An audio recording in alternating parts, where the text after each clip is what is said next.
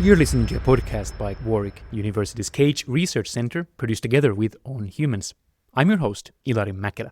And today we finish our 5-part series on the making of the modern world, a question that we approach by zooming in to the so-called Great Divergence, the rise of Western Europe and later North America as the richest and technologically most advanced corner of the world. So when and why did this economic rise of the West begin?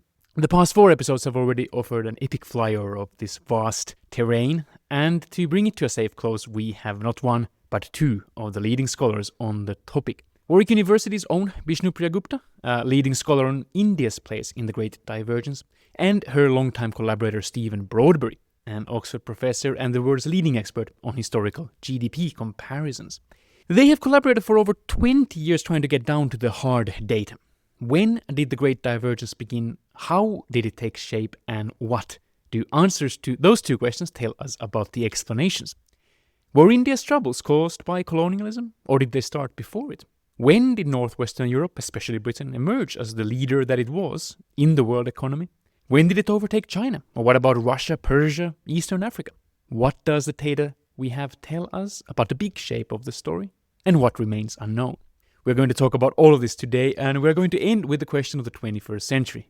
So will this be the century of the great convergence, if not between the whole world and the West, and at least between Asia and Europe? You might guess part of the answer, I don't know if you do, but I bet you won't guess the full insight that you can hear at the very last minutes of this episode, so stay tuned and enjoy. If you like this and want to dig deeper into the Great Divergence, do also check out our podcast series page, which includes sources and a summarized essay of this conversation. Link to it is in the show notes. Now, let's go. Professor Stephen Broadberry, welcome to the show. Thank you. And Professor Bishnupriya Gupta, welcome to you too. Thank you, and great to see you again.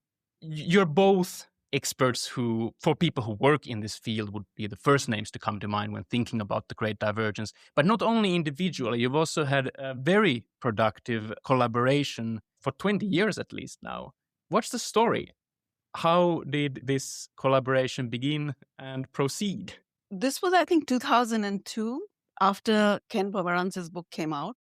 And I had joined Warwick the year before, and Bob Allen organized a workshop on the book, and he invited us. So Steve and I both went to that workshop. There were many other people. The discussion was amazing, but we didn't actually see much data in it. And at that point, we were discussing it, and we said, how about starting to put the data together? I started looking. Then we got together and we started collecting more and more data on wages and prices. And we had this big spreadsheet from what I recall, where we just plugged in all the wage data and the price data and the place they were from and the year they were from. I'll let Steve kind of fill in more on this. That's exactly how I remember it too. Perhaps I should also say, around about this time, I was sent Angus Madison's book, The World Economy, A Millennial Perspective.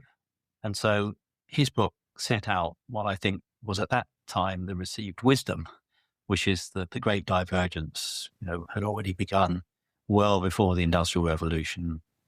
In his data set, it was already there after about 1300. So this was the received wisdom that Kenneth Pomerantz pushed against, saying, no. The rise of the West is a much more recent phenomenon, he would say. Exactly, yes. So Angus Madison was giving us some numbers. But on the other hand, the numbers were not really based on hard data. He had a sort of way of generating these numbers. Didn't involve going back to archives, getting out the data. So it's very much a reaction of saying, well, we're getting 2 very different views. Neither of them are really based on hard data. So let's go and see what the hard data will show us. So coming from India, I clearly thought colonialism was the main factor driving this, right? But I had nothing in terms of data to say this. So I remember telling Steve, because Steve was just down the corridor from my office, saying that we have to show that colonialism is the culprit in this. And Steve got said, let's just look at the data. And when we looked at the data, that wasn't the case. The decline started a long time before India's decline. And then the China data, Steve, remind me, we put together a bit later, right? But Yeah. when we had the India data and we looked at the trends, it was very clear that the real wage data, which is the grain wage, How much wheat can an average person buy with their salary? exactly. And that was quite close in 1600 between Britain and India, something like 80%, 85%. So India was a little bit below Britain, but roughly in the same ballpark. Exactly. And then it began to decline from the middle of the 17th century, which is like well before colonization. So in the end, I'm a data person, as is Steve.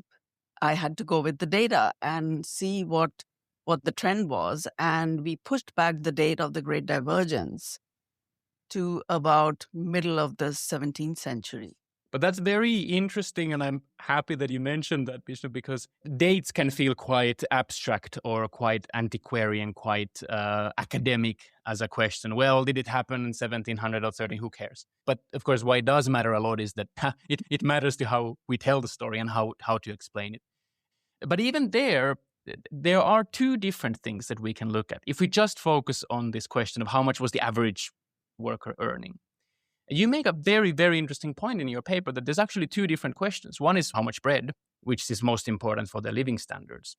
But there is another question, which is how much silver or how much currency, how much money did they get?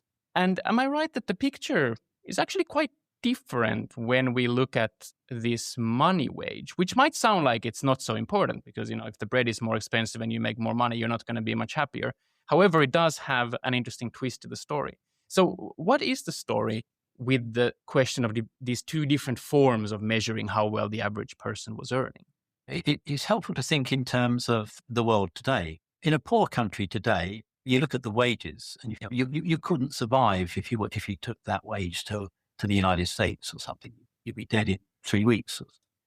But on the other hand, you're not paying the price of those goods that you face in the US. So you have to pay the price that's available locally.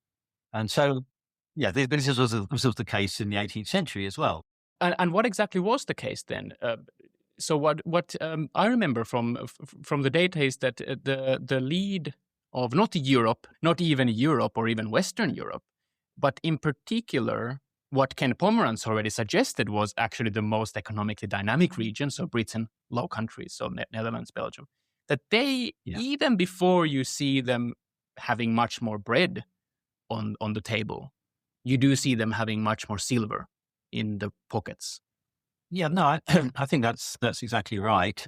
And you can see it surprisingly early. I mean, Bishnu, you mentioned earlier the 1600 mark. This is when the famous Emperor Akbar, in India, and Queen Elizabeth I in England are just finishing their reigns. Living standards, if you look at how much bread on the plate, not that different. But with the silver wage, it's a dramatic difference. And the difference is roughly similar to what the Britain-India difference is today. I'm not saying it's exactly the same, but it's in the same ballpark. So that raises a massive question. For first of all, why? In our paper, we argued that, high wages reflect high productivity. So I think it reflects the highly productive tradable sector, but it could be like services such as insurance or a service sector, and there the wages were high, and the England was far more urban at this point, which also it kind of goes with the same idea of this urban sector, the tradable sector being high wage. I mean, I think we should recognize that there are areas of industry where the British are doing well in the 17th century. That is woolens. It's quite innovative in manufacturing there already before you've got the mechanization and so on, which is going to come with the Industrial Revolution. And the second thing is commerce. So Britain has its East India Company, that's Dutch. VOC is even earlier. They're really important in the long distance trade. You have finance as well. So all those things, they're a kind of tradable sector, and they're becoming more important. And for someone who's listening and is not really sure why pay attention to like a silver wage, real wage, sounds very abstract.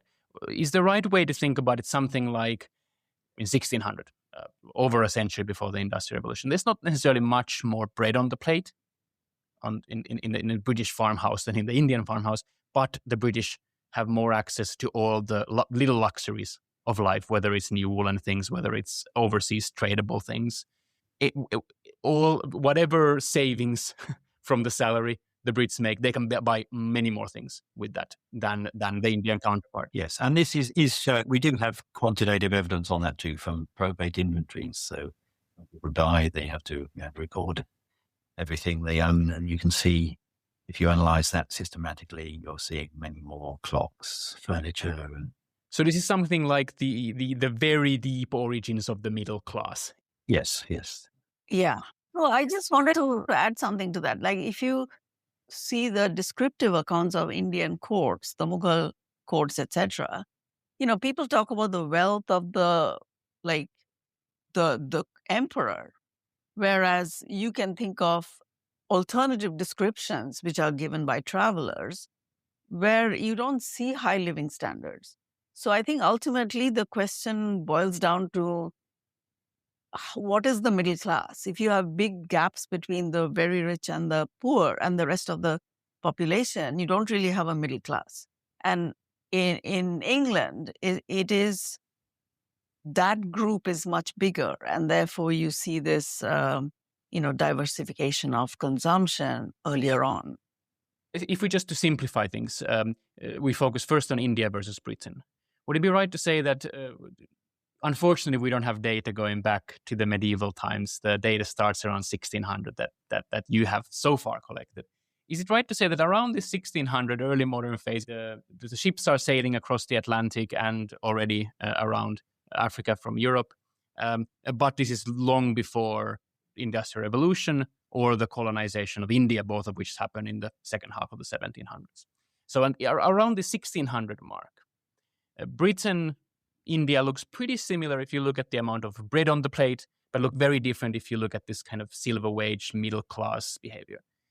100 years later, around 1700, there is already a big difference in the living standards too, not just in the little luxuries of the middle classes, but actually there's much more bread and meat on the plate in Britain.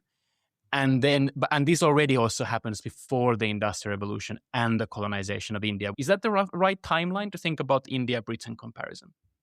I think so. I think by middle of the 18th century, which is the starting point of British East India Company rule in India, there is already a big divergence. And part of this is because Indian wages began to decline from the middle of the 17th century.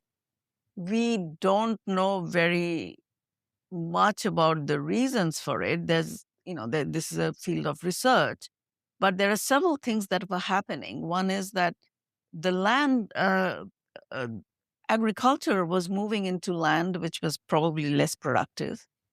The second thing was this repeated conflict between states within India and all over India in the 18th century. I think if agricultural production was doing badly over the 18th century, that would also explain why wages were falling at this time. And should we then think of if we return to where in the beginning, this point about colonialism, the gap between Britain and India, first in silver wages, tradables, later in the subsistence things like food, that happens before the colonization. Could it be that it isn't the product of colonization, but it would be the reason for, or one of the driving factors for colonization? So if we look at the British East India Company, their wars are fought mostly by Indian soldiers. Why are the Indian soldiers fighting this war? Not because they care about it deeply, but because they get better pay from the East India Company than from their competitors. So should we actually look at it this way? Should we look at that the economic divergence is not the product of colonization if we just focus on Britain and India, but actually is one of the reasons that makes it possible. I would not put it that way. The reason Sirajuddaula, the emperor, the ruler of Bengal, lost to the East India Company was betrayal by his own people. So I don't think it is just that the East India Company could buy the allegiance of Indian soldiers. The story is much more complex, and it's much more going into political history, I guess, which is not where we are going today. So, but I don't think it's that simple. What I want to do is come back to the view from the colonies. And I think Ken Pomerantz's view is very much from the British side, that it made Britain prosper because of the colonies.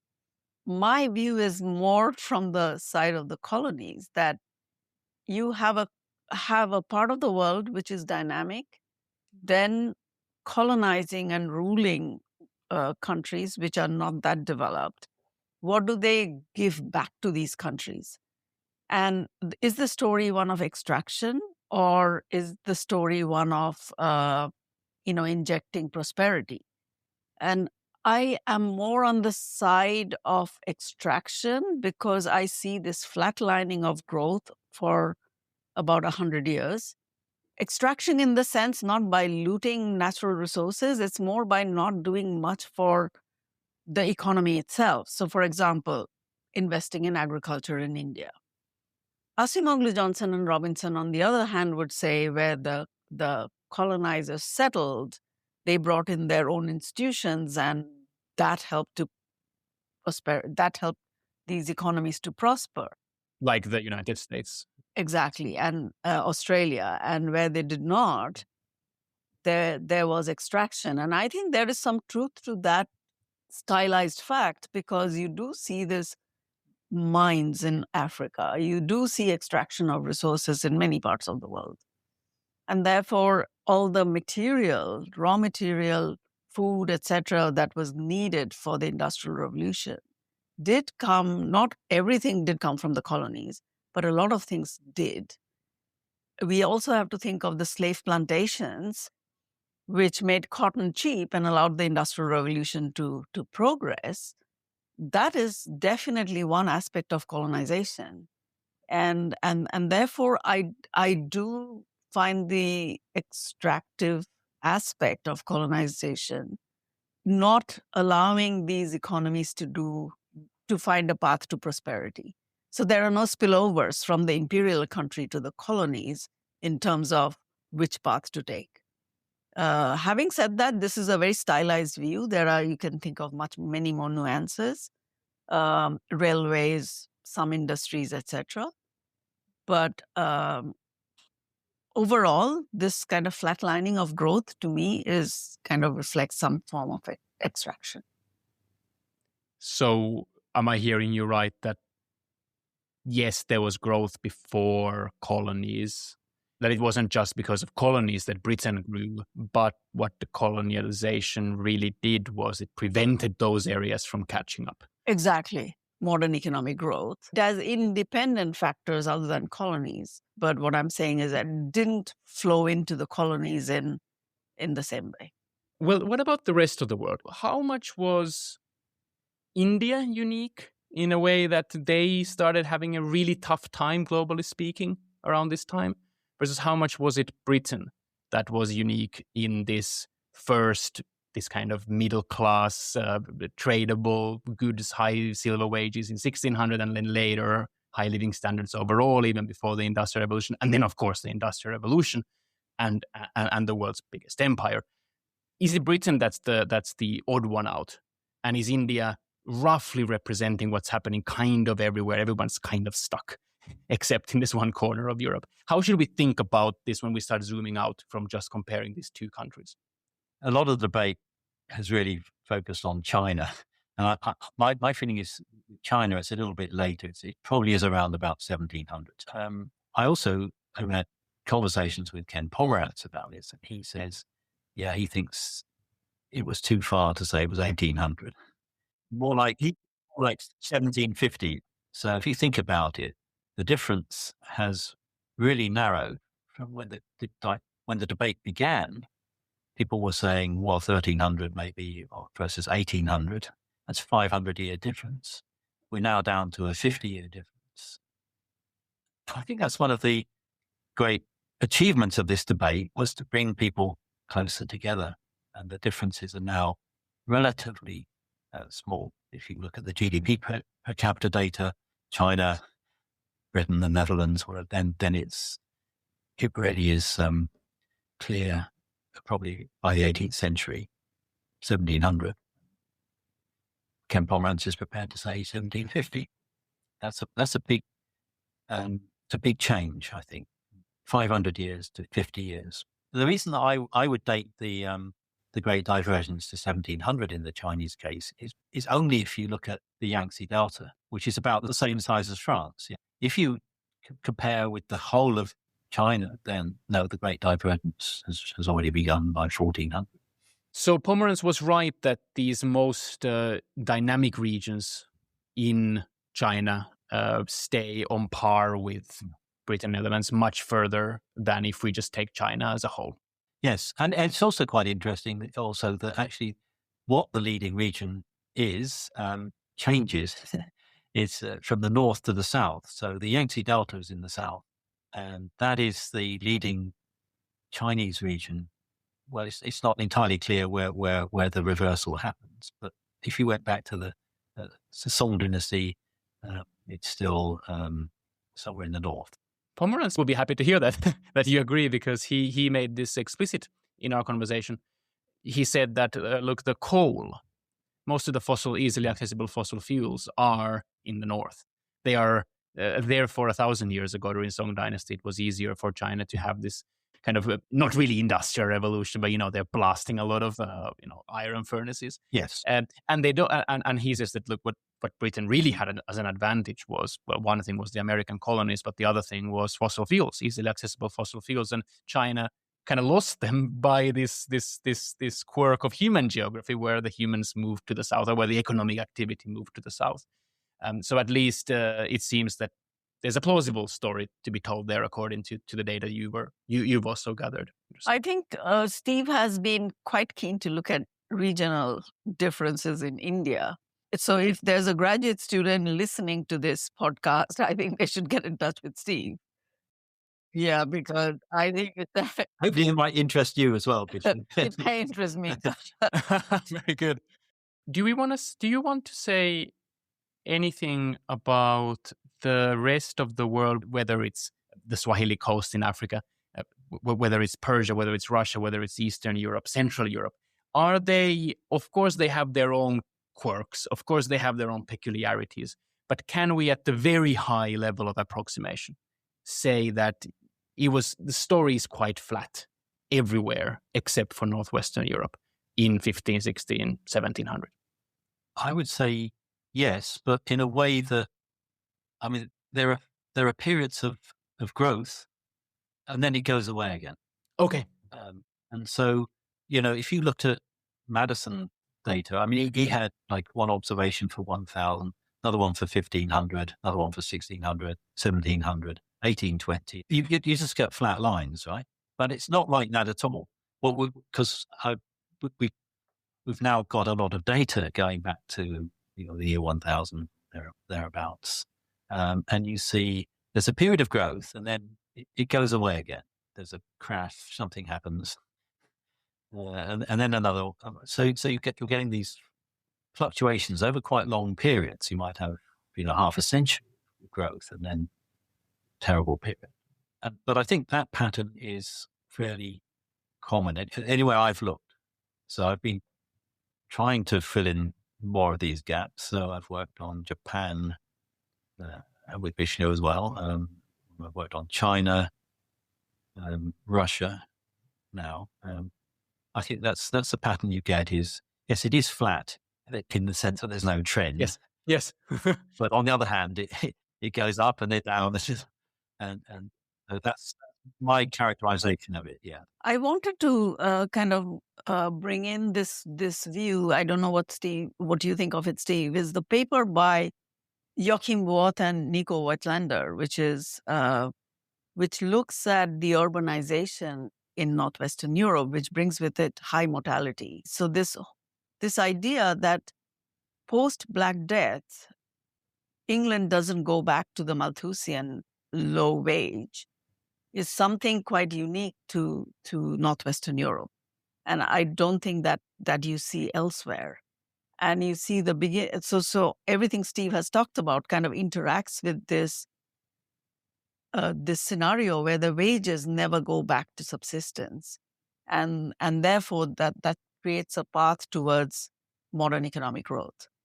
Make sure for listeners, it's a very interesting idea. Let's make sure that it's clear. So the idea is that Black Death, well, it kills a lot of people, tough for them, but very good economically for those who survive, because now there's more demand for their work, there's more land, etc. And then Europe starts filling up, Asia starts filling up, these lands start filling up again, and therefore in most places living standards start going down because there's more and more and more people on that land. But it does not happen in Northwestern Europe. And Vishnu, the idea that you're referring to is that maybe one of the reasons was that these places were urbanizing. Well, that's interesting economically, of course, but there might be an underappreciated reason why that's interesting, am I right? Which is that people die a lot in cities. So this actually prevents the population growth that eats away those early gains of the Black Death. Is that how the right way to think about it? That together with the frequency of wars where also people die. And I think there's a second idea in a slightly different paper is the decline in fertility. It's the less babies. So you don't really get the population growth that you see in other countries as a response to high wages. Interesting. Steve, what do you think about that? Well, I think the idea of that we need to think about demography along with economic growth is really important. And it's usually summarized in what's called the European marriage pattern, but it's actually a Northwest European pattern where these changes occurred. And it has a lot to do with age of marriage, very late. Typically about 25 was the age of first marriage of females. From as soon as we've got at least data that can definitely hold that up. That's already true by 1500. So that early. So way before all this most of the great divergence theories focus on, whether 1600, 1700, 1800, way before that, you already see that Northwest Europeans are starting to have babies later. Interesting. But the other thing was about the Black Death. I think it's right. Vishnu's exactly right that the gains after the Black Death, rise in real wages, rise in GDP per capita, is sustained in Northwest Europe, and it's not sustained in the rest of Europe. So as the population recovers, then the real wages go down. Italy, Spain, but they remain on the plateau in Northwest Europe. But it's in a specific way. If you look at the daily wage, that goes down as well. But it's that there's an industrious revolution. Yeah, so before the Industrial Revolution, there is a hard-working industrious revolution. Pomerantz, by the way, suggested that this might have something to do with colonies, because you start getting luxuries from the colonies. You start getting things like coffee, tea, tobacco, sugar. These are things that are mildly or not so mildly addictive. And these are exactly the kinds of things that people are willing to work a little bit extra days for, to get that cup of coffee, to get that sugar into the tea, to get the next cigarette. What do you think of that? There's this work by Joachim Wirth again, which is called Sweet Diversity. And I think that has the same idea that, that there are all these goods which improve your living standards. Having said that, I don't think tea or coffee or sugar is that cheap. Certainly tea is not until the middle of the 19th century. So, it's not the case that everybody could afford it and that tea only became a mass consumption good at the end of the 19th century. Sugar, I guess, before that. Yeah, I would perhaps add to that I think we know that long distance trade get these tropical products. There's a danger of overemphasizing colonialism, long distance trade, and so on. It's a small share of the economy. And so what really matters is that we're transforming the way the economy is running internally, which then spills out to overseas trade and so on.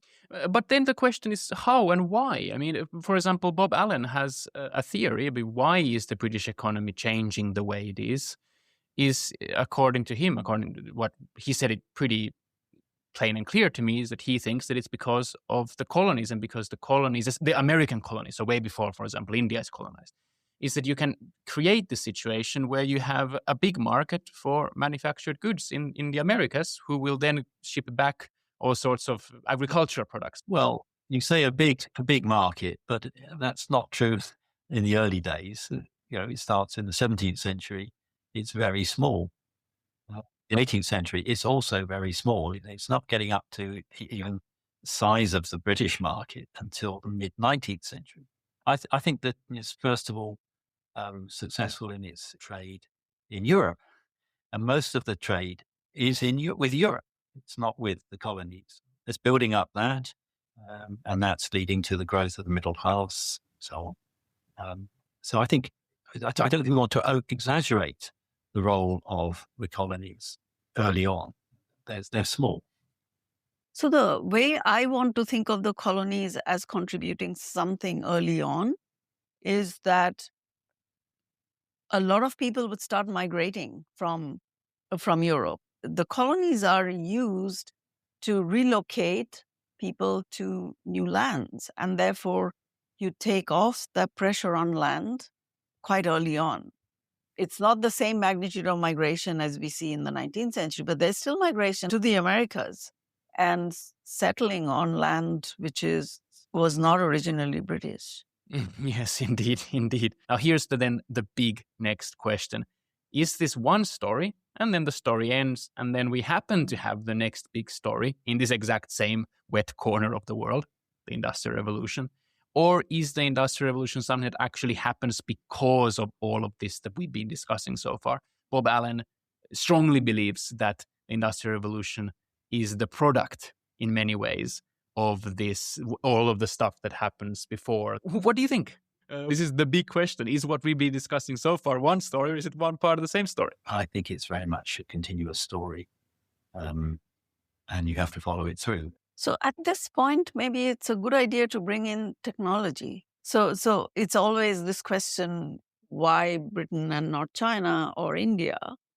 And I guess Joel Mokir talked about it, so we don't want to take up too much time on it. But the institutional setting in Europe was much more democratic in terms of technological diffusion. The institutional setting in China is about more through clans. And for India, I strongly believe that it's the caste system which limits technological diffusion. And that definitely kind of puts Northwestern Europe at a different place in terms of technological change.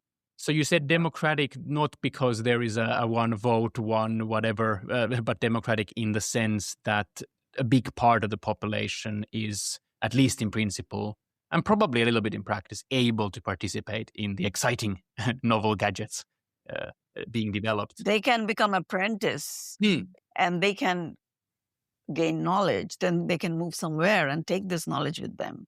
Whereas if you think of the caste system, the knowledge stays within the caste. So the weaving skills is within a certain group of people. They just don't spread elsewhere. And I think that kind of limits technological change. Interesting.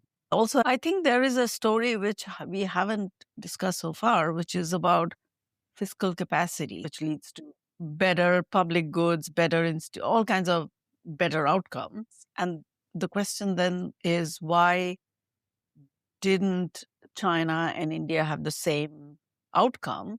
And I think that's where size comes in. If you have a large empire, you are much more keen to keep your local elites and the local rulers on your side. So you don't want to tax them too much. And therefore, your tax capacity is always lower. And I think Devin Ma may have talked about it. Yes, absolutely. I mean, he said that the tax burden in Britain was much, much higher as a slice of the economy, for example, than in China. And so you think that the same thing is true in the case of India? It is also, I think it is also true in the case of India. And Tirthankar, Debin and I wrote a chapter where we showed that this difference in tax capacity was partly because of the internal conflict versus external conflict. Yes, very good. That makes a lot of sense. If you have internal problems, you keep everyone happy by lowering. If you have the external wars, then you have to raise money. So the high fiscal capacity lets you invest in other things, spend on other things, which are good for development. But how much is that something that drives the early little divergence versus the great divergence with the Industrial Revolution versus the later catch-up where British neighbors join this modern economic growth? For me, it sounds like it's the best candidate for the third. The reason for that being that the taxation is something that happens everywhere in Europe. This what you mentioned, Europe has this high frequency of warfare. The states start taxing. That doesn't seem to be something that puts the Northwestern Europe or Britain in particular into its own category. I think it's a combination of all these different things, and it's not exactly equally weighted for each country.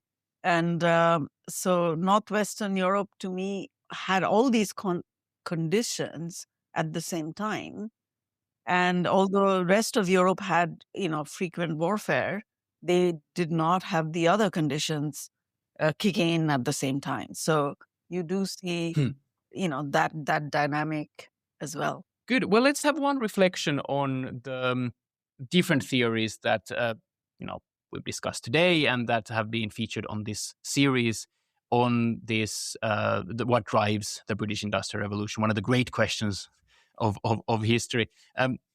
How much do you think we need to see these as separate, different, competing theories versus complementary? So, for example, Kenneth Pomeranz, you think that actually, the story starts earlier than he would like to say. However, it could still be true that, just as he says, coal and colonies, easy access to fossil fuels and overseas colonies, are a big part of what allows Britain to do what it does. Bob Allen and Joel McCure focus on very different reasons for why Britain develops these revolutionary technologies. Bob Allen thinks about prices and, energy is cheap and labor is expensive, so it's a good idea to have a labor-saving machine using energy. Joel McCure focuses more on culture, innovation, the Enlightenment and scientific revolution having spillovers into the economy. Could they all three be right? Could it be that, Bob Allen explains the demand for new machines in Britain. Joel McCure explains the supply for new machines in Britain. And Ken Pomeranz points out that, by the way, you can have all the new fancy machines you want, but if you don't have your energy demands met and if you don't have enough land, good luck. You're not going to get anywhere.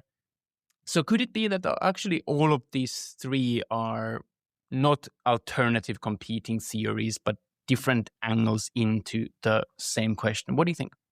I think they are complementary in many ways, and often they're seen as competing. But I like the demand and supply angle of it. I think we should be considering a wide range of factors, and I'm against monocausal explanations. I don't think any of these people would say it's one thing either, but they do tend to kind of get into battles and sort of argue against each other. But I think we can't just leave it there and say, oh, well, everything matters.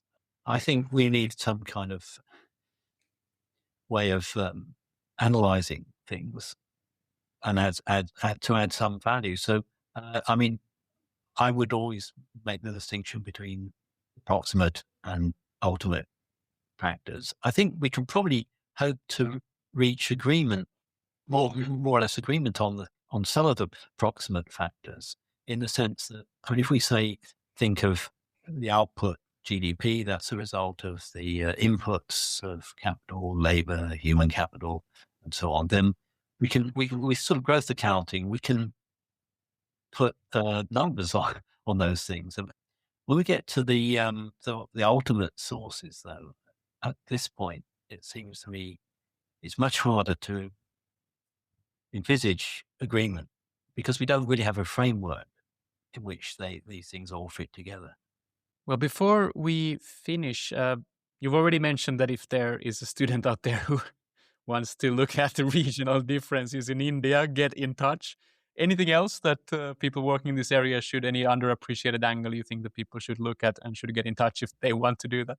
Well, and all the other regions of the world that haven't been done. So I've been intrigued going around the world looking at big places, just so that we in the map a little bit with Russia, China, India, Japan, and so on. But I think there's many other areas.